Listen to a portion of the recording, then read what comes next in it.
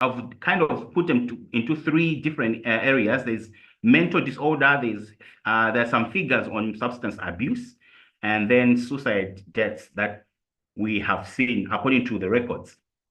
So it is estimated that 1 billion people are living with a mental disorder. That's an alarming number. 1 billion people are living with a mental disorder. So mental disorder could be depression issues, could be anxiety disorder, could be bipolar. So, and many other mental disorder issues. We have 3 million people that die every year from harmful use of alcohol. This is substance abuse. Like I mentioned that when you are mentally disturbed, when you're going through something that is not resolved in your mind, what will happen is most people will resort to start using alcohol or start abusing substances, medication. So 3 million people, imagine that 3 million people are dying every year from substance abuse, from use of alcohol. This is worldwide statistics that I've looked into. These are coming from World Health Organization. So also it says that one person dies every 40 seconds by suicide. Every 40 seconds, someone somewhere is dying from suicide.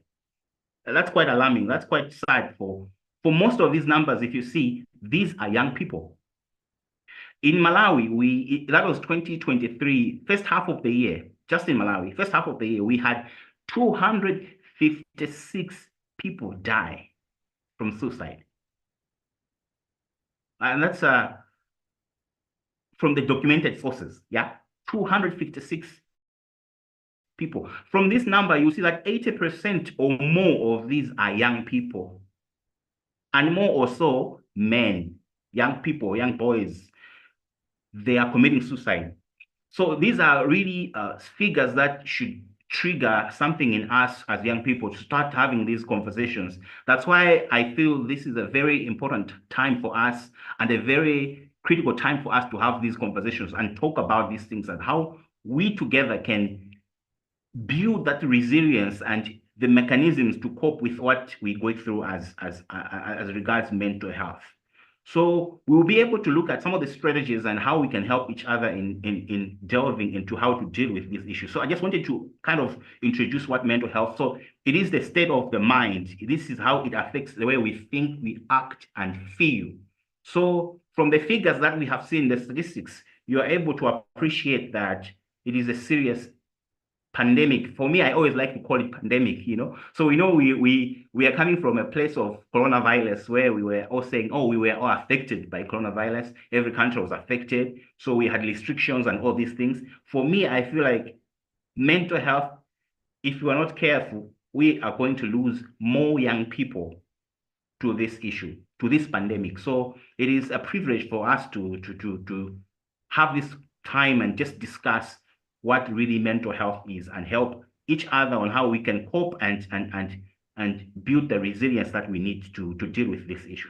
I will kind of stop there.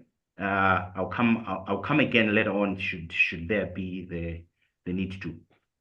Thank you, Mary. Thank you so much, Charles. You really brought it into perspective.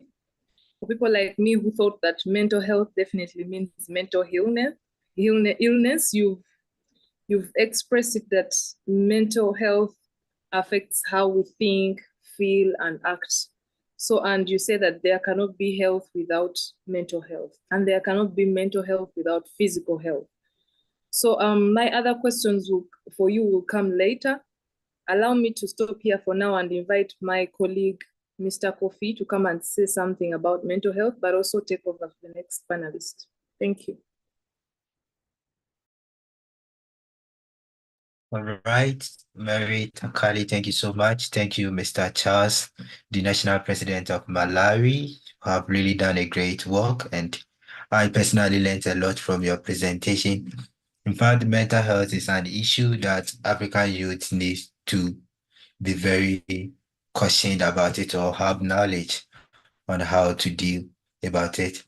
And oftentimes in our societies, when someone start sobbing or doing things that really reflect that this person is having a mental health symptoms, they start to think that he is being stupid or he's not being serious.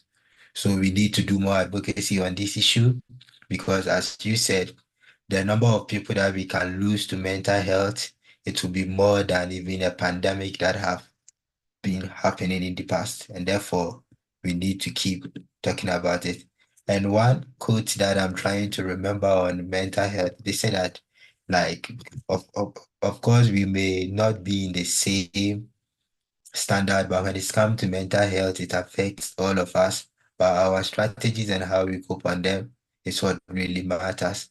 And therefore, we need to be informed on that. And I'm happy that we have come up with something important that we are going to use it to educate young people.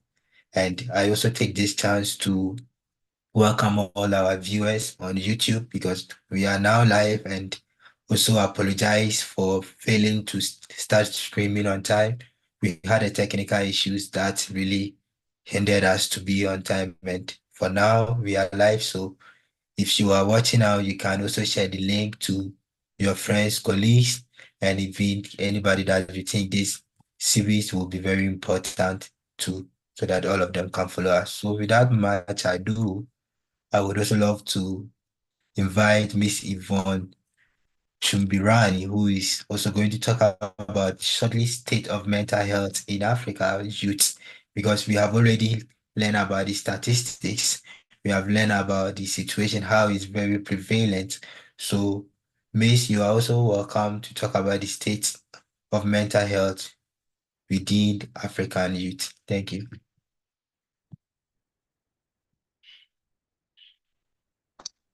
Thank you so much for the opportunity, and what an enlightening introduction, Mr. Charles.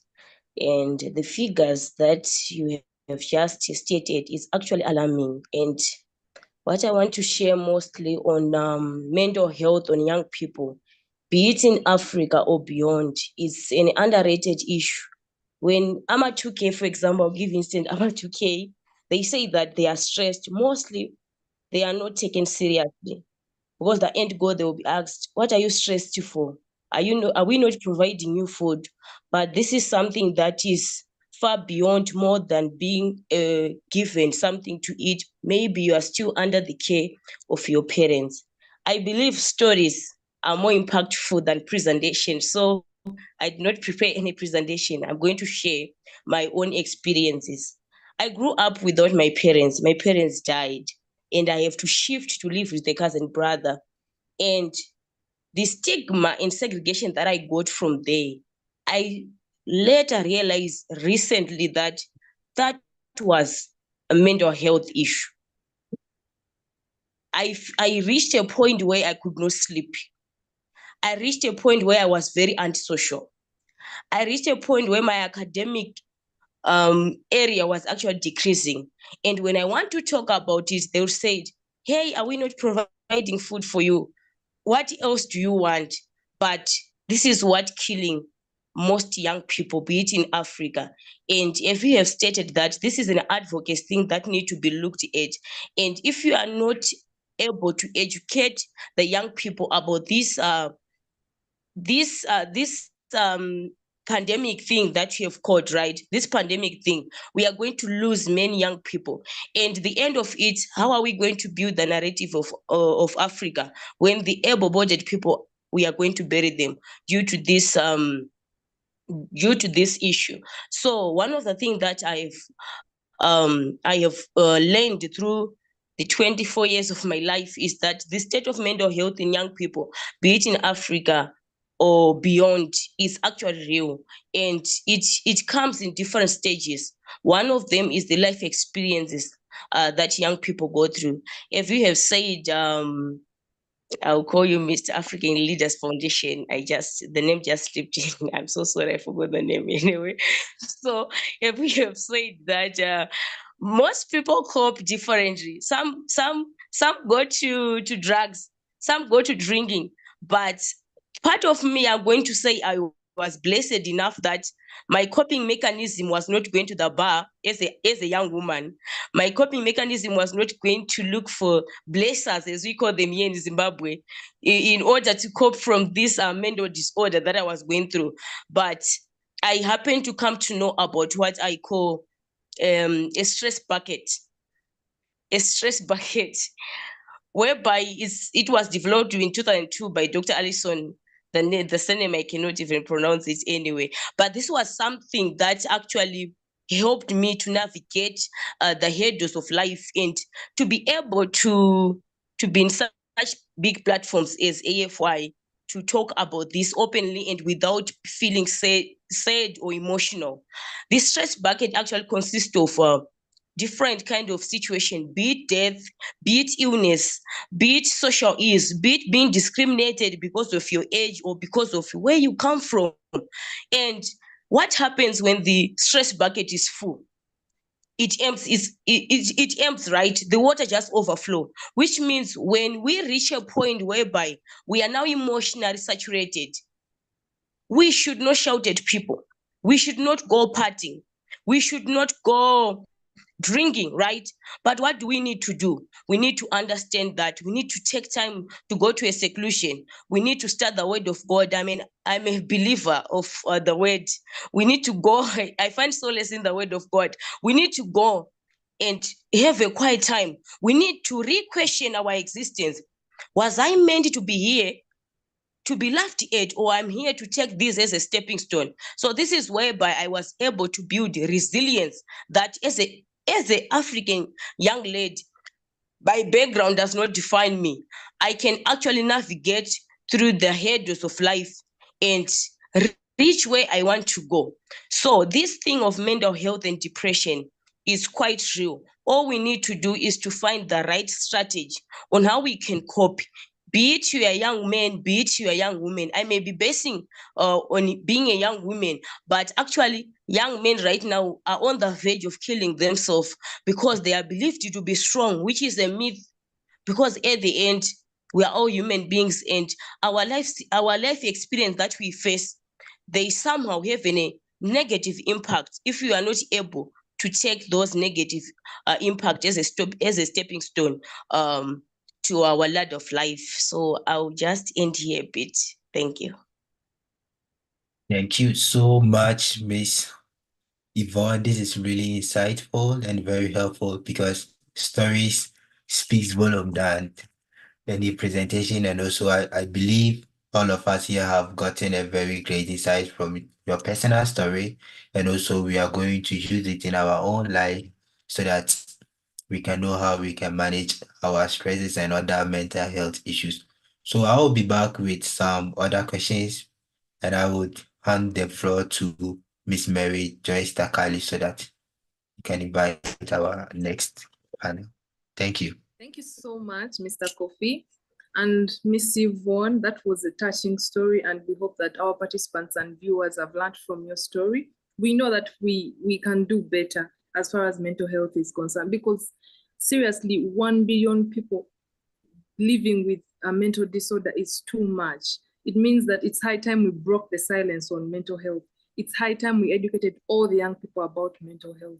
It's an advocacy issue, it's an awareness issue. We need to create a lot of awareness as much as possible, because most of our friends commit suicide and only last to find out after their death that they had mental health issues.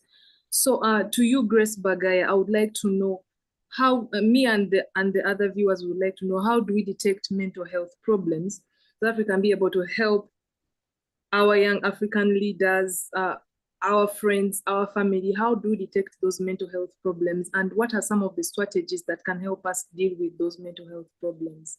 Over to you, Grace. Thank you so much, Miss Mary. I hope I can be heard. Yes, okay, please.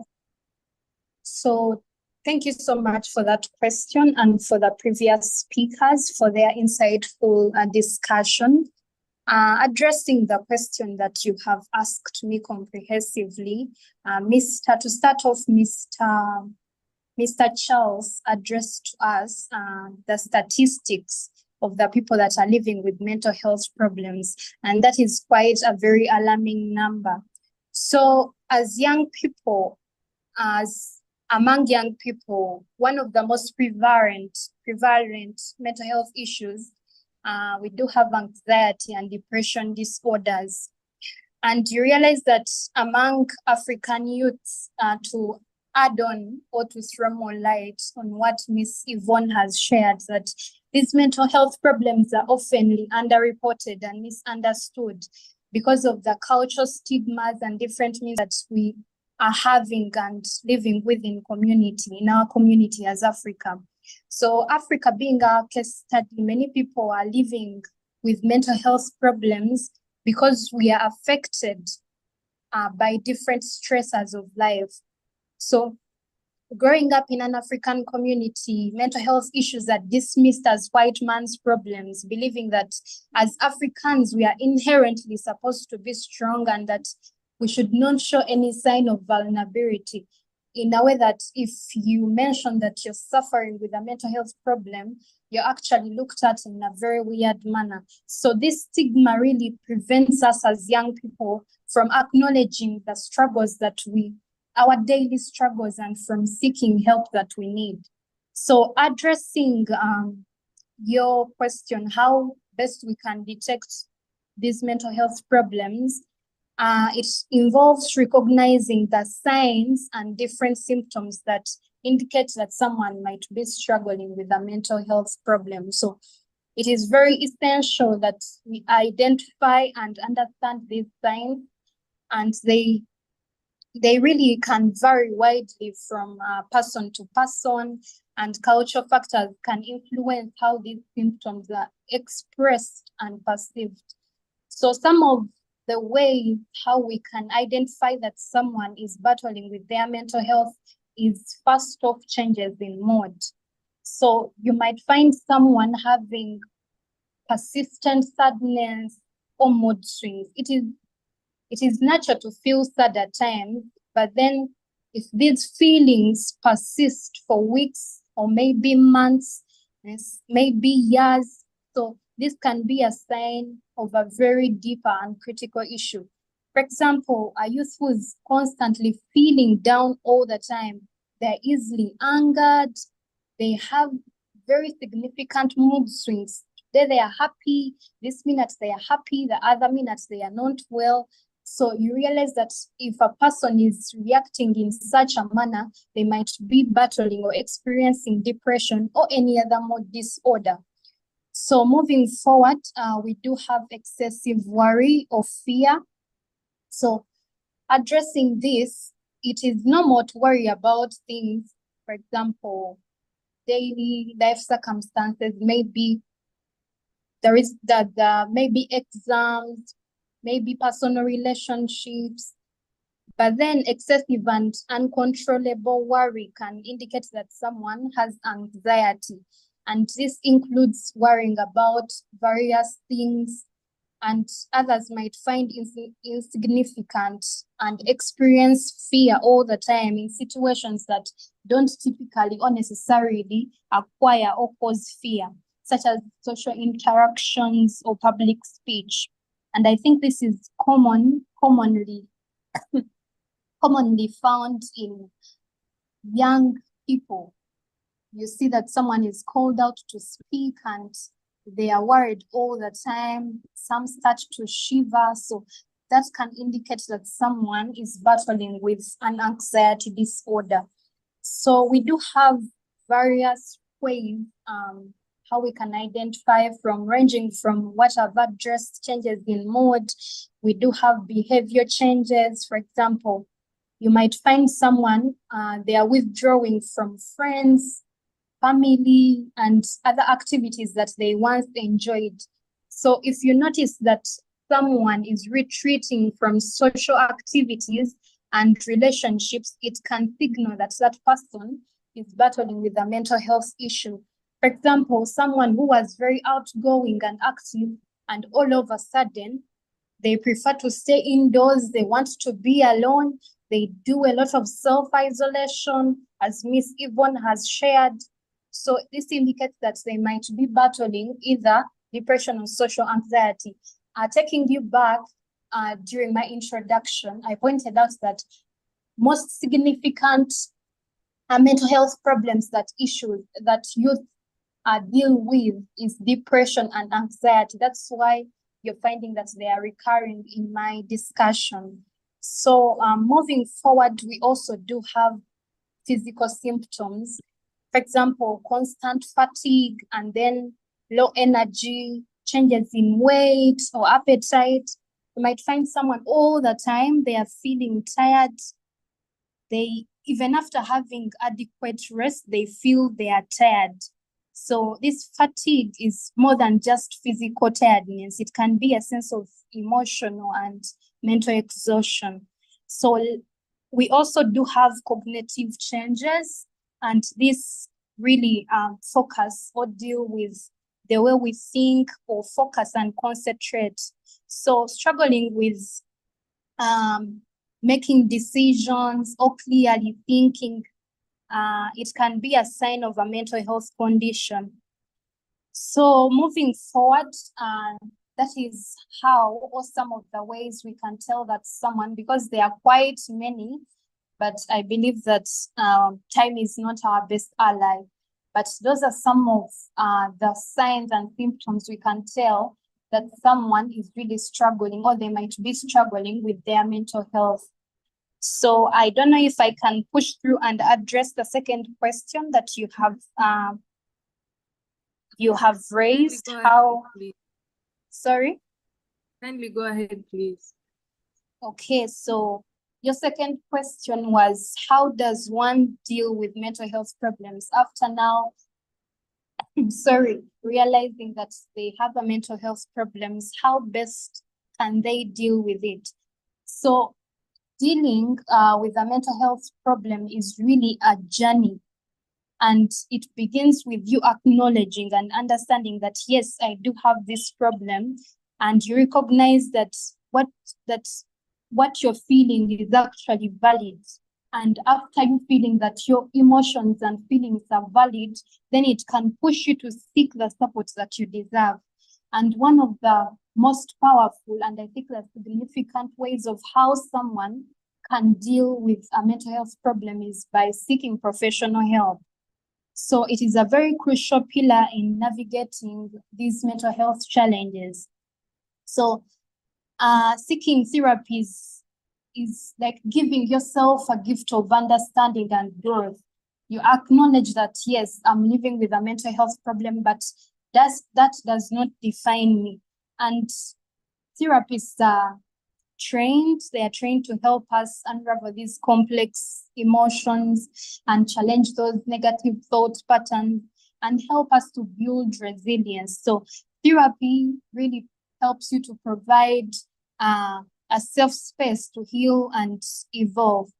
And then in addition to seeking professional help, beyond therapy, we have personal resourcing.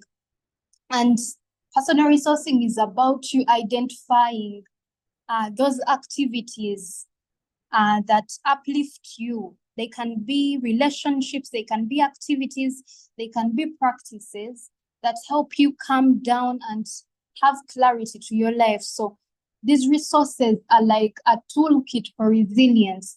They help you weather through the storms of life. So as I've already pointed out, that resourcing, they might be people that you run to, maybe when you're having a problem. They can be activities, and they help you build that innate strength and resilience. And in this context, resourcing is engaging in that thing that helps you create a sense of calm and stability in your internal state. So resourcing helps you build a sense of safety. And I encourage anyone listening out there to identify something that they can run to whenever they are down. What is it that you enjoy doing? Is it a thought? Is it a person? Is it an activity? Is it an exercise that supports you in feeling safe? And we do have to point out some of these resources. We do have mindfulness practices. So you realize that mindfulness isn't entirely about sitting quietly and just being there, but it's about you being in the present, being present in that moment and turning those thoughts and those feelings, those sensations, feeling them without any judgment.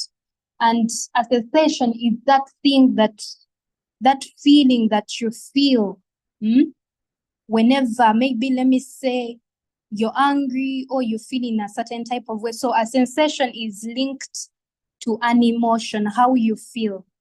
So we do have, as well as creative outlets.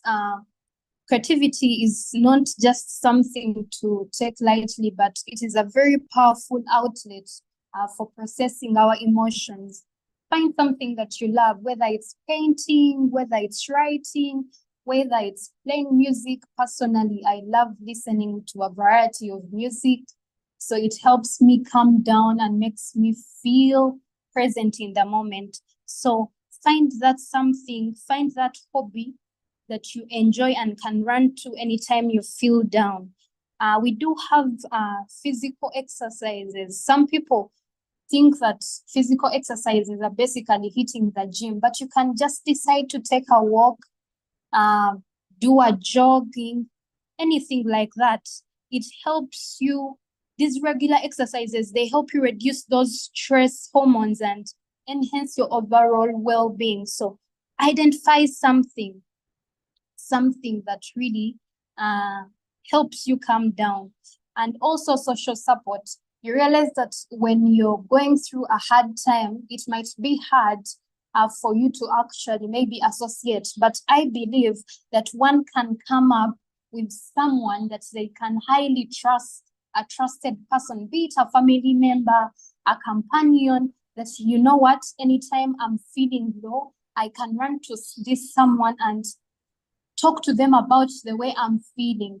It helps you build and establish social support. You know that anytime I'm not well, I'm going to talk to Mary, I'm going to talk to Yvonne. And you know that saying that a problem once shared is half solved. So I encourage anyone out there, do not struggle all by yourself, because it can get overwhelming. And that's when someone decides to resort to suicidal thoughts. They want to take their lives because they weren't brave enough to discuss this with someone. And I want us to debunk that thought, that myth that seeking help is a sign of weakness, not strength. It is a sign of strength, actually. It is an act of courage and self-respect for you to come out and you say, what? I'm going to talk to someone. So talking to someone, be it a therapist, be it a trusted friend, be it a support group, is a very powerful step towards healing. And it's about prioritizing your well-being and embracing the support that surrounds you. So masking all this up, so we need to identify our resources, because it is not only about coping, but also about thriving, and it creates a foundation of healing. So I would want to encourage someone out there that is really going through a hard time, that they think or they believe that healing can never come their way. I want you to know that healing is a very lengthy and difficult process, and you have to feel all the emotions that come along in order for you to feel better afterwards. Each step brings you closer to peace and strength. So keep going, you will be okay. Thank you so much. Back to you, Mary. Wow. Thank you so much, Miss Grace. That is so amazing and elaborate. I believe we will have to get another day and discuss about mental health and call you again so that you can tell us more about these things, because I believe because of time, there are so many things you've left out. Allow me to read something, some comments from YouTube. Awan Chicho Martin is saying that that's a great insight right there, Miss Yvonne. When the burdens of emotion saturate, it is best to learn how to regulate and stop the overflow. Then he also said that great submission, Grace. Indeed, mental health is not a white man's problem. As Africans, we have a great activism journey to trek, to push for a mindset shift towards mental health. Speaking about mental health not being the white man's problem, Miss Grace, you mentioned that mental health problems are culturally misunderstood. And I believe that mental health is not something that is embraced in Africa. And there's a saying that I usually hear in movies, people saying that Black men do not go for therapy. I mean, how can they see you, a Black man, going for therapy? It's a sign of weakness.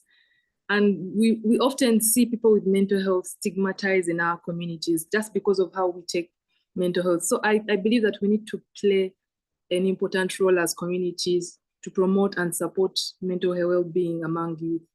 And another question to you, Miss Grace, would be, how can we reduce stigma?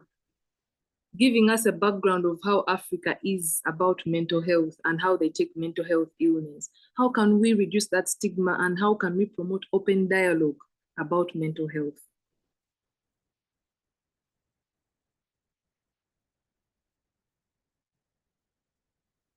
Thank you so much, Miss Mary, for that question. So I believe one of the ways that we can fight stigma is by providing awareness and education.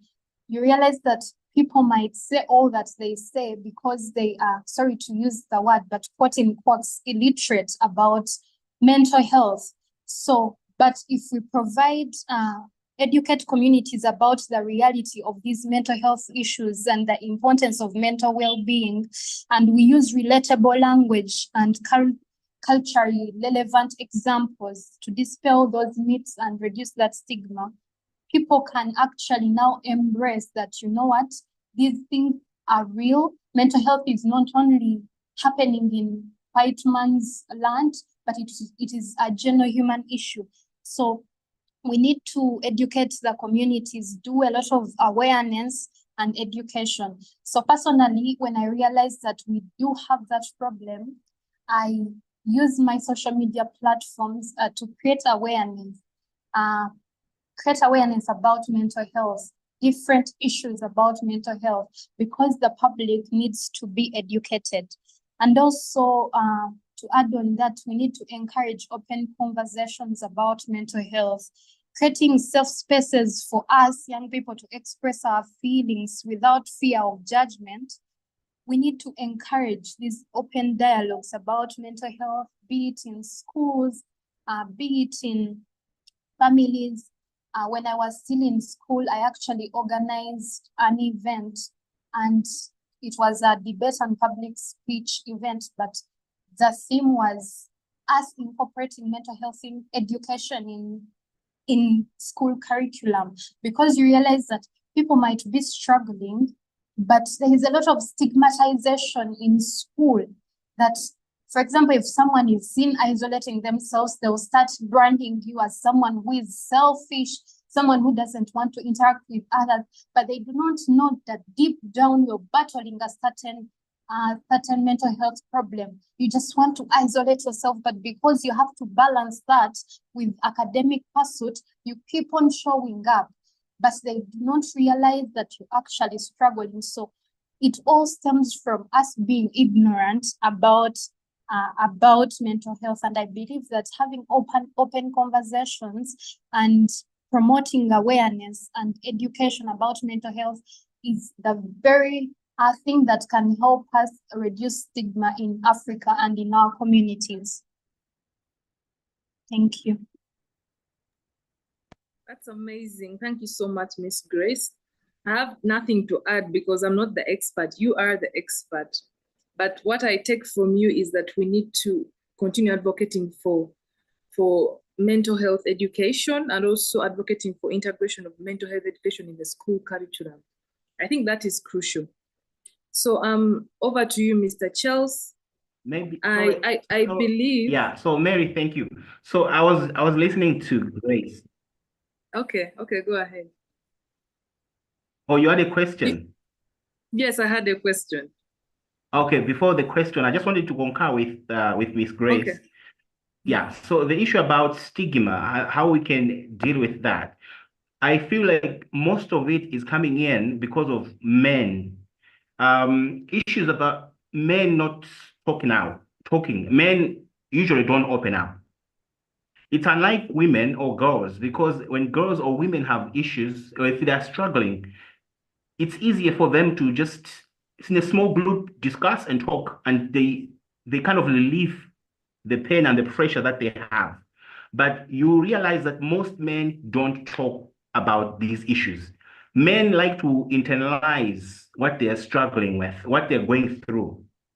You know, there's a saying, I was reading somewhere that it says that women are more prone to depression and suicidal thoughts.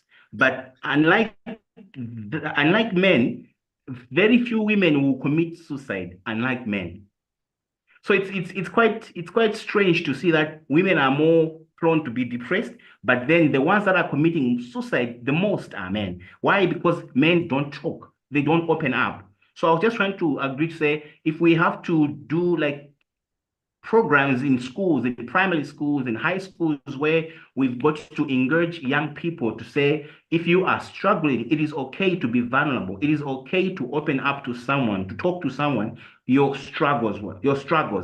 It's okay not to feel like when I talk to so and so, I'll feel weak. You know, I think it was Miss Yvonne said that it's not a weakness to open up to someone, to talk to someone. If you are struggling with something, it's okay to say, I am struggling, help me out in this area. So issues of stigma would always be hitting men because we don't open up, we don't talk about this issue. So I just wanted to concur with that, to say we really need to develop programs that target young people in schools, to say, if you have issues with your mental health, it is okay to seek help as early as possible before the issue is developed into something more grand. So yes, you can go ahead with the question you had. Thank you so much, Charles, for that compliment. I had a concern. I remembered something. I believe that social media these days has been one of the biggest contributors of mental health disorders. But I also believe that we can use social media for the good. So how can we leverage on social media to help fight mental issues?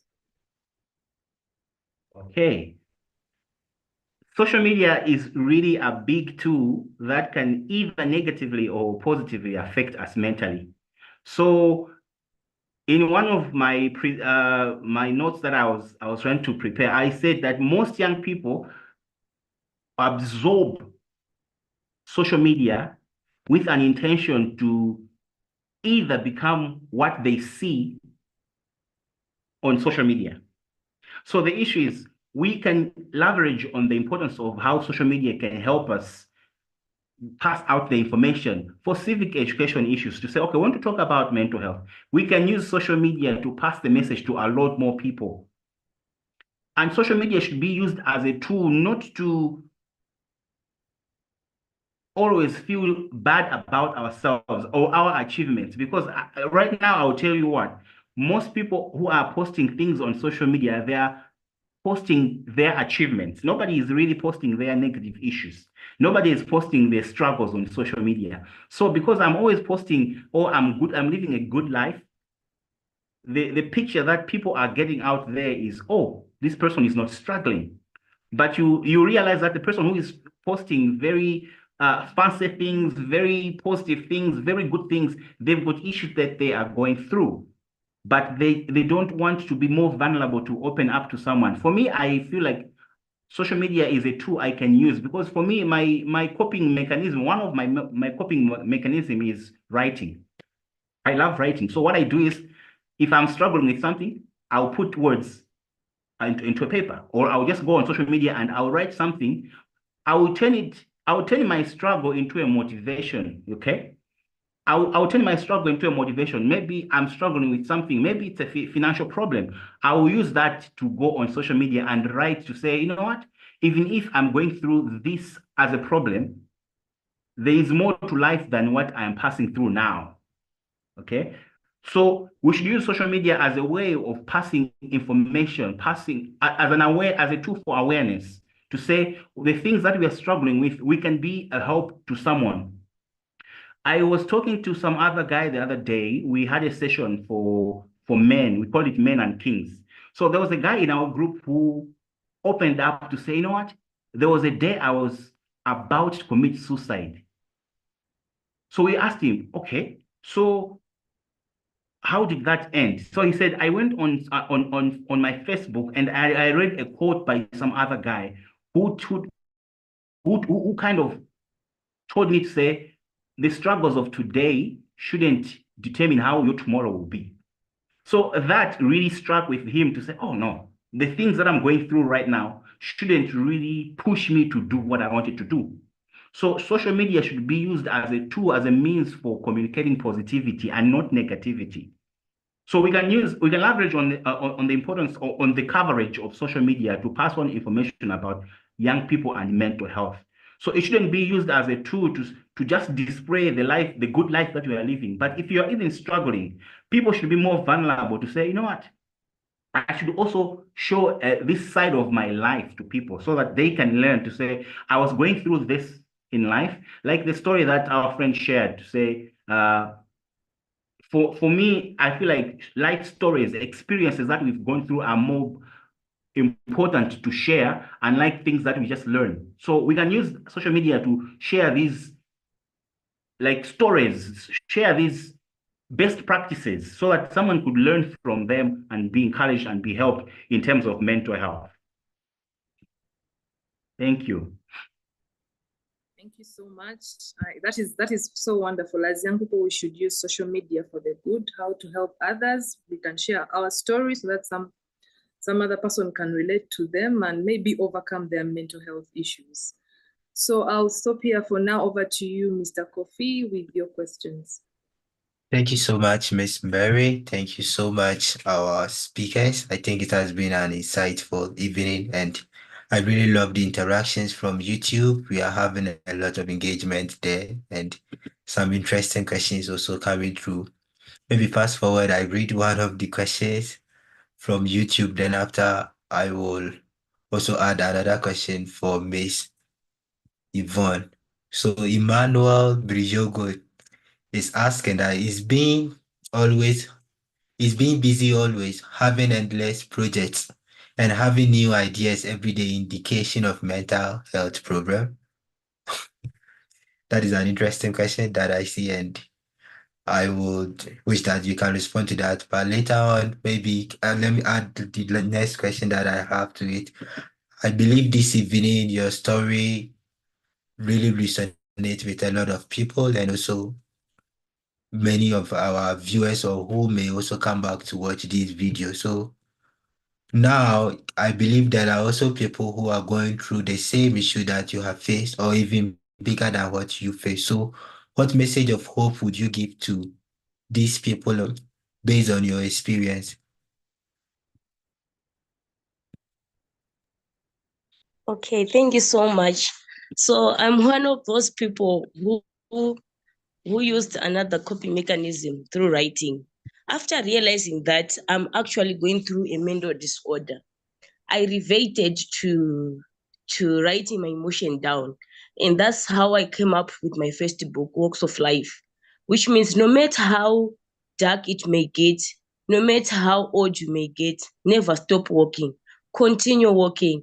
I love what Madame Grace said, that this mental health is a journey. And there are certain points that we think, oh, we have healed, but boom, we are back on point zero. We need to re-strategize again. So no matter how dark it gets, continue walking. Then come on, the Yvonne is developing ray of hope. Hope is an integral part of social life. Hope is the positive expectation no matter what happens. Never stop hoping, never give up. No matter, find someone to talk to when things are hard. And I want to emphasize more on the issues of sharing. I was someone who just revert to WhatsApp. I used to WhatsApp. I write whatever, what is going through right at the moment. I said, I miss my mom. I miss this and that. So I realized that there are some people out there who may take advantage of that and they want to prey on you. So we also need to mind what we are sharing. Hopefully, what we'll be sharing on social media is something a little bit less, not to dig deep into our personal life, or else someone else they can add on to the trauma that we already have. So as much as we love to share on social media, as much as you love to impact, let's mind not to go deep into our personal life. But the best thing is healing is a process. You can heal, you can do it, you can make it. There's always hope. No matter what happens, continue walking. Thank you so much. Okay, thank you so much. So one of the interesting thing that Grace and Mr. Charles made mention is men not being able to express themselves, and we shouldn't forget that we live in a patriarchal society mostly, where men, when they come up to express their experiences or their vulnerability, it's seen as weak and also shameful act to do as a man, and also in vice versa, when women are also expressing their honest voice, we also see that as a disgrace or whatever, or even in some communities, women are not even allowed to really express their emotions and whatever is in their voice. They always have to have it within them. But men are the one who are really having a significant problem with communicating whatever they go through. We often want to battle it all alone. We don't want people to hear us. And therefore, I would also have a humble plea to our fellow women and also our viewers out there that if you see any man who is going through any issue, just try your best to give the person a listening ear. Maybe that would be very important, or that would save his life. So never ignore us when we are sober. Try to find out. If we try to open up, don't judge us, and otherwise we will still revert to our natures as people who can fight everything. But deep down, we can't. We can't. It will end up having a very big difficult issues on us. So thank you so much, everyone. I have no other questions, and I will hand it to Miss Mary Takali in case there is something new on YouTube. Thank you so much, my co-host, Mr. Kofi. That has been great and insightful. So I believe that we don't have any other questions, and I would like us to let our panelists go rest. So over to you, Charles. Can you give us your parting shots and your words of hope, just like Miss Yvonne, so that we can conclude with this day's dialogue? Okay, thank you so much, Miss Mary and everyone. I mean, this has been amazing. I won't go on the camera because my network is really bad, but I'll just speak. So it's really been amazing to have this conversation. It's something that we need to normalize. We need to keep having these conversations about mental health. For me, I feel like all the things that we have said, I hope we get a thing or two.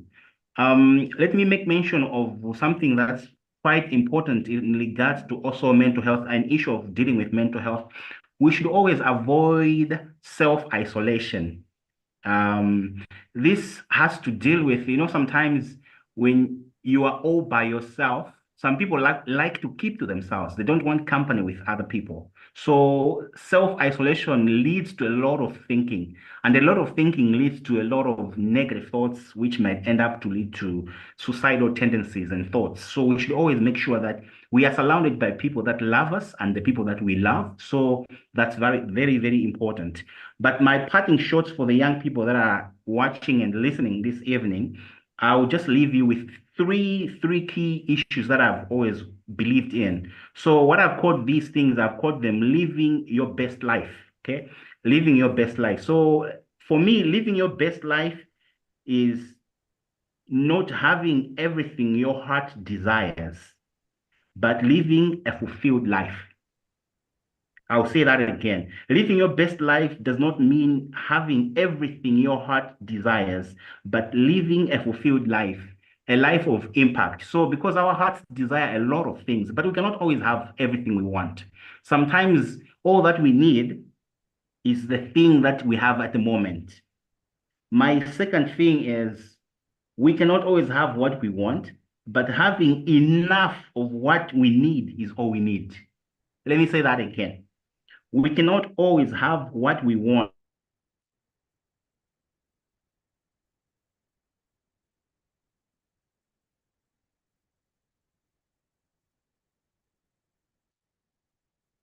I don't know if I'm the only one, but we lost you, Mr. Charles.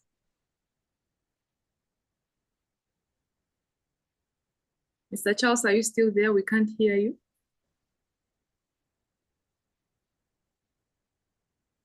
Okay, let's go to Miss Grace with her last parting shots and her last words of hope.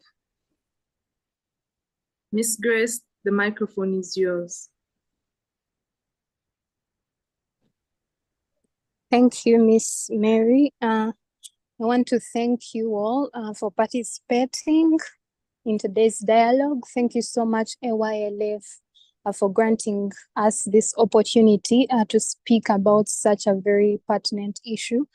And as we've discussed today on our series, I want all of us to understand that mental health is a universal concern that affects us all, regardless of our background or circumstances.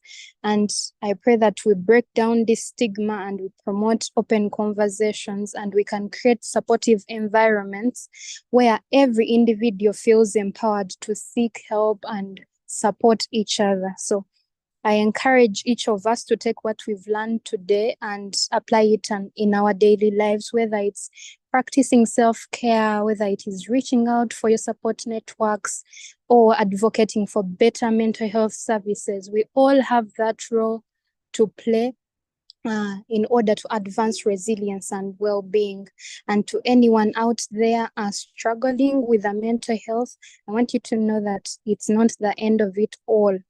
Healing, as I've already said, is a very difficult and a lengthy process. It is far from a walk in the park.